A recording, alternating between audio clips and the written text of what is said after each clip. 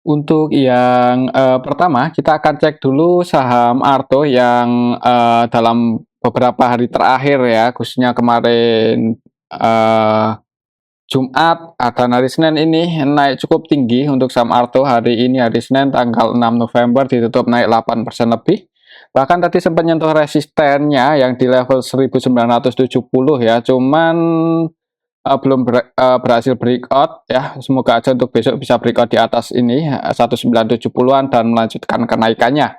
Kalau kita cek untuk transaksi saham Arto, hari ini tanggal 6 November itu ASINnya keluar 4,3 M. Coba kalau kita cek dari awal bulan ini ketika saham Arto itu udah mulai rebound, ASINnya netback 4 M-an lebih ya, jadi masuk cuman belum terlalu banyak sih kalau kita cek lebih detail lagi untuk saham Arto, apakah cuma technical rebound aja atau mulai uptrend ya. Kalau kita cek hari ini aja secara keseluruhan sih lebih banyak yang masuk ini. Ada Azad yang net B8,7 M untuk ASINnya sendiri net sell ya, nggak ada yang masuk ASINnya ini, ZB cuma 380 juta aja, dan yang keluar untuk ASINnya di saham Arto ada CCAK BK ya, yang paling banyak CC 2 M-an lebih.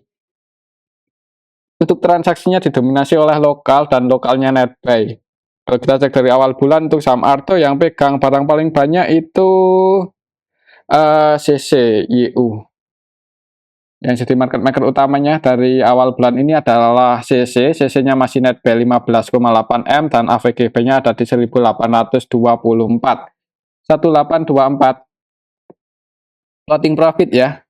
Jadi ya mungkin kalau mau entry sini udah mendekati resisten ya, jadi ya sebenarnya waktunya taking profit ya kalau yang udah ambil di bawah, tapi kalau mau entry mungkin amannya nunggu breakout aja disertai volume yang gede ya, dengan catatan ini tidak jebol lagi di bawah 1970, mungkin seperti itu untuk saham Arto. Lihat transaksi hari ini ya, mudah-mudahan untuk besok masih bisa naik ya, breakout di atas 1970, maka resisten selanjutnya untuk saham Arto semoga aja bisa ngejar level 2150-an lagi.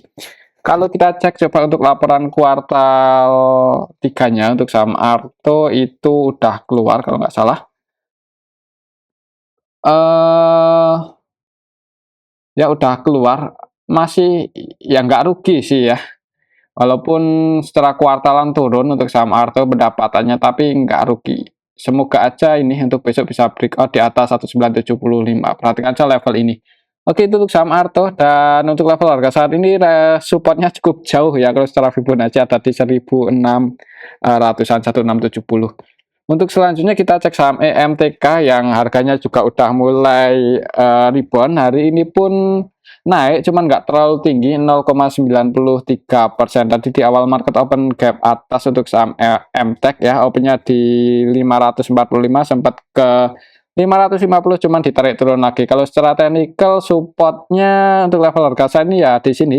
Tadi sempat nyentuh support juga sih yang di 530 ya, cuman masih bisa bertahan di atas itu untuk saham MTEK. Dan untuk resistennya kalau secara Fibonacci ada di level 560. Jadi misal besok naik, maka target price-nya di area sini 560, berhasil breakout di atas itu ngejar 580. Coba kalau kita cek ya untuk transaksi MTEK hari ini. MTEK hari ini tanggal 6 November, ASINnya sih keluar ya, keluar 800-an juta, dan kalau kita perhatikan untuk nilai transaksinya sebenarnya belum terlalu banyak, 6,6 M aja untuk hari ini. Jadi hitungannya sih nggak terlalu rame untuk hari ini saham MTEK ini. Hari ini secara keseluruhan yang jadi market maker utamanya YP, AK, keduanya juga cenderung scalping ya. Untuk YP, oh sorry, ini dari tanggal 1, hari ini tanggal 6. Masih YP sih, itu pun nilai transaksinya cuma 2,7 M dan net sell 111 juta. Jadi masih belum terlalu rame, tapi ada yang akumulasi yaitu OD netback 1,6 M. Kalau kita cek dari awal bulan ini untuk saham MTEK BK yang masuk itu versi asing ya. Asingnya udah mulai masuk sih di harga bawah ini, walaupun hitungannya belum terlalu banyak. Ya, semoga aja untuk besok ini masih bisa bertahan di atas 530 ya, selama nggak jebol aja di bawah ini. Untuk saham MTEK masih lumayan aman ya, selama nggak jebol di bawah 530 ini. Secara valuasi juga sebenarnya di harga saat ini cukup menarik untuk saham MTEK ya, walaupun masih nggak rugi sih di kuartal 3 positif ya. Jadi sentimennya sebenarnya bagus, walaupun secara tahunan menurun ya untuk pendapatan MTEK di kuartal 3 ini, tapi udah nggak rugi di kuartal 3, nggak rugi profit ini. Untuk IPS-nya 5 dan PBV-nya udah di bawah 1, 0,9.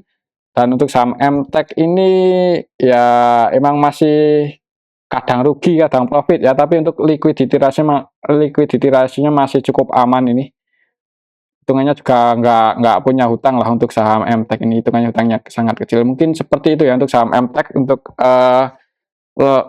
neraca keuangannya masih sangat aman, jadi kalau mau invest ya atau untuk swing bisa dipertimbangkan ini untuk saham MTEK. Kalau masih naik, untuk target price-nya terdekat ada di level 560.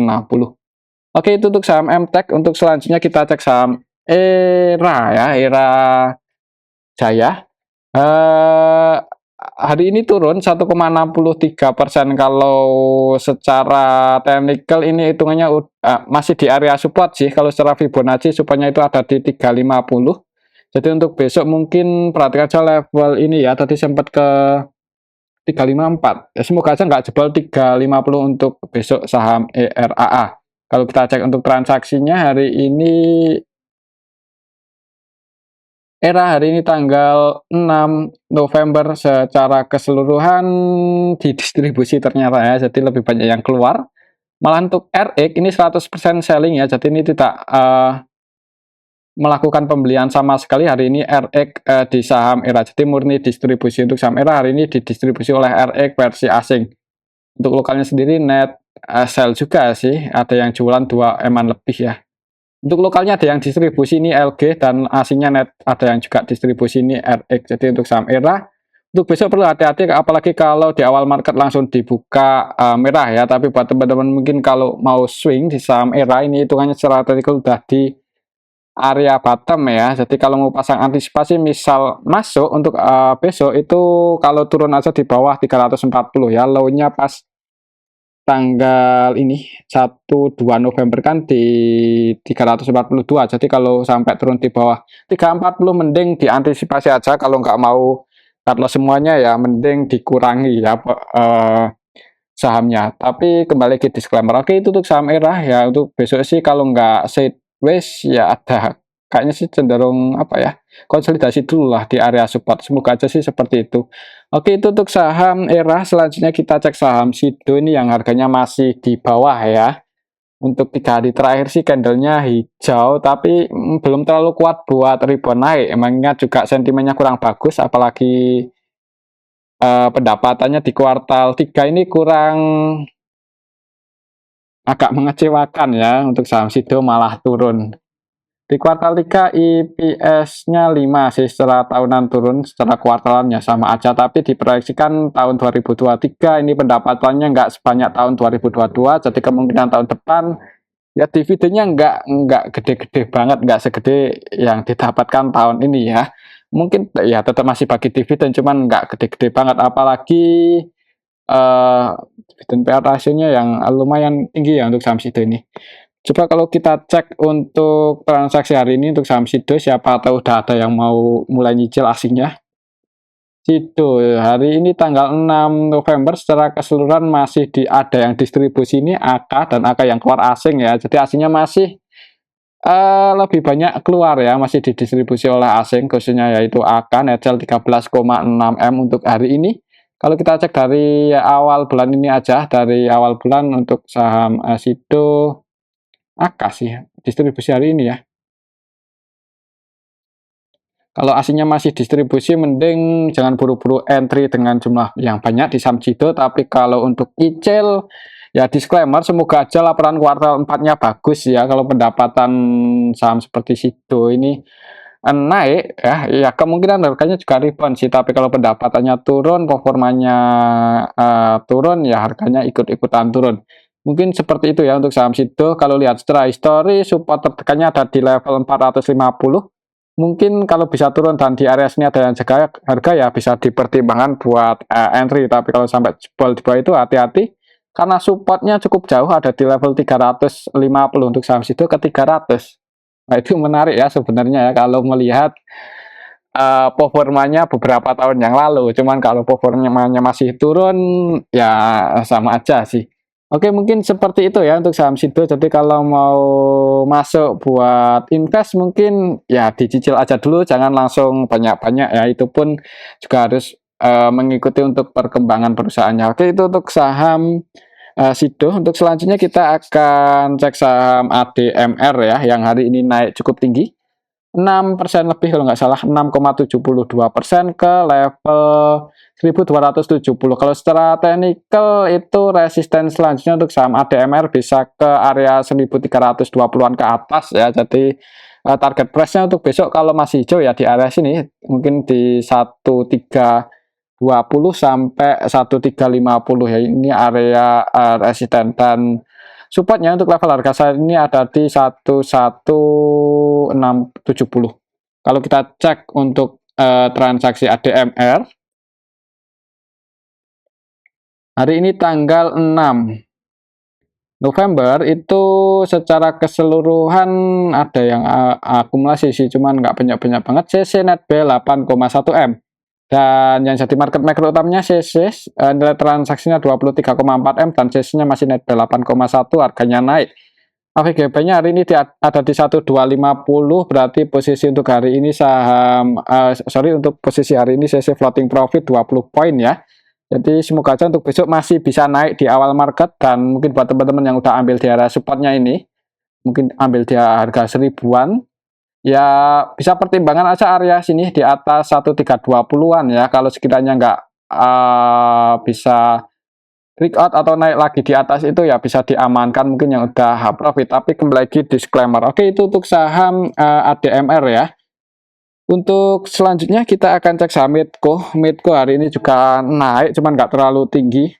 Naik turun si minus ya. Tadi itu open gap bawah masalahnya ya untuk saham Medco hari ini di awal market langsung open di 1210 tadi ya, sempat turun naik. Candlenya sih kecil, jadi untuk beberapa hari terakhir cenderung sideways untuk pergerakan saham Medco. Kalau secara Fibonacci supportnya masih di sini 1170 ya. Kalau kita cek untuk transaksinya Medco hari ini tanggal 6 November aslinya masuk sih. Kalau kita cek dari awal bulan ini untuk saham Medco aslinya cenderung masuk. Net P 36,4 M. Jadi semoga aja bisa rebound lagi ya. Untuk asingnya ya masuk hari ini di saham Medco ada BK. Ya, BK versi asing net B 12,1 M, dan kalau kita perhatikan hari ini asingnya akumulasi ya.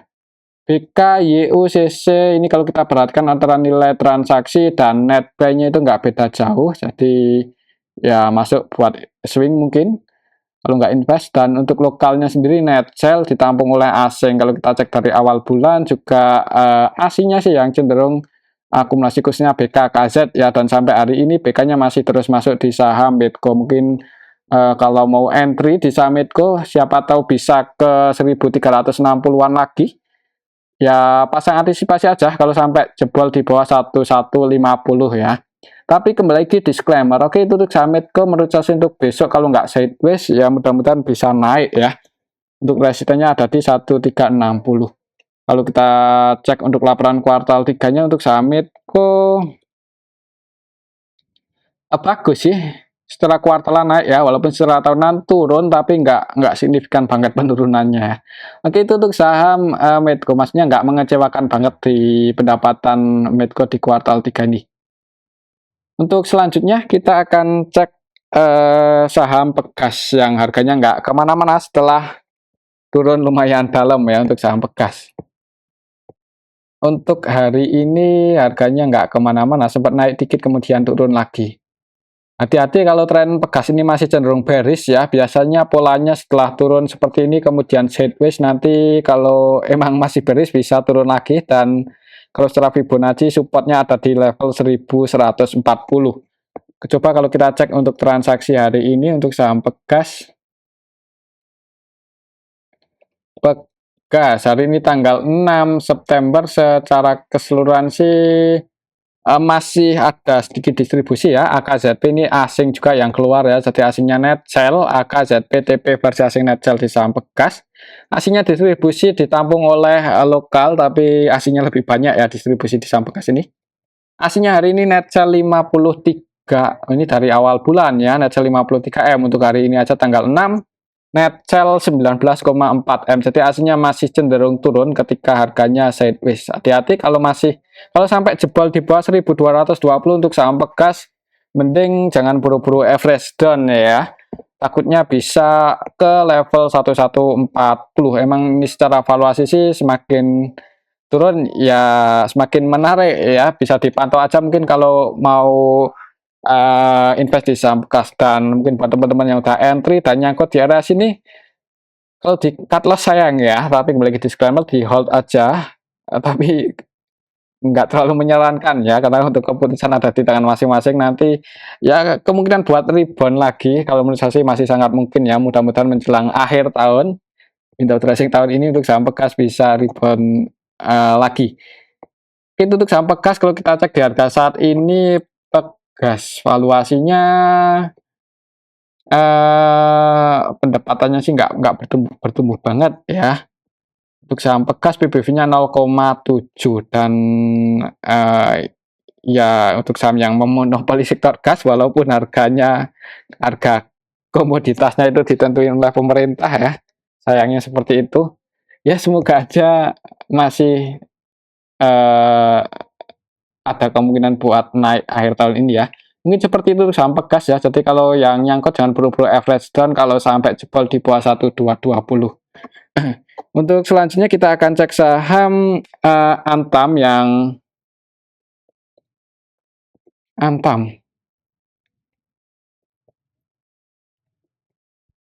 Nah, Antam hari ini naik ya, naik 2,72%, tapi ini belum bisa nyentuh resisten tertekannya di 1.700.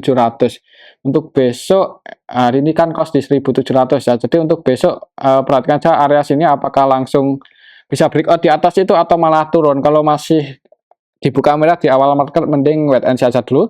Tapi kalau bisa breakout di atas 1.705, mungkin kalau di strike volume yang lumayan gede ya semoga aja bisa ke 1770-an lagi. Kalau kita cek untuk transaksinya hari ini apakah ada tanda-tanda akumulasi untuk saham Antam atau masih biasa-biasa aja. Untuk hari ini tanggal 6 ya. Tanggal 6 November ini kita bisa lihat bareng-bareng secara keseluruhan malah ada BB yang distribusi 11 eman lebih. Untuk asinya tapi net buy loh. Jadi hari ini asinya net buy di saham Antam yang distribusi itu BB versi lokal. Net sell 17,2M ya, lokalnya keluar tapi aslinya masuk, harganya naik. Ya, untuk BB 100% selling sih, jadi didistribusi lokal dan ditampung oleh asing. Untuk aslinya yang masuk BK, BB, AK, CCAG, semoga aja ini pertanda bagus untuk saham Antam ya. Asingnya net buy 24,6M ya, lokalnya distribusi ditampung asing, sahamnya naik ya. Kalau besok asingnya masih masuk, semoga aja bisa breakout di atas 1705 dan ngejar 1770. Mungkin seperti itu untuk saham Antam untuk harga saat ini.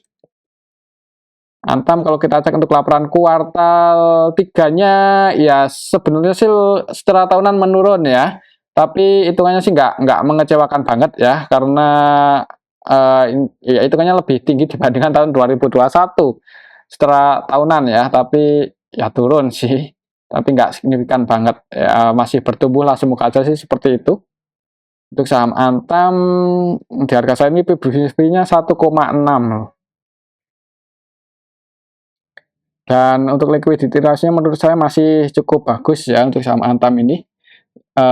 Ya kalau mau masuk buat invest sebenarnya ya bisa mulai dipertimbangkan, tapi kembali ke disclaimer ya, kalaupun turun lagi ya di hold aja, nanti bisa average down ketika berada di area support kuatnya 1530. Mungkin seperti itu ya untuk saham Antam. Semoga saja untuk besok masih bisa naik untuk saham Antam. Untuk selanjutnya kita akan cek saham AMMN ini yang harganya masih cukup kuat di atas ya, bertahan untuk hari ini pun naik lagi. 1,87% ke level 6.825. Kalau kita cek untuk transaksinya hari ini untuk saham AMMN,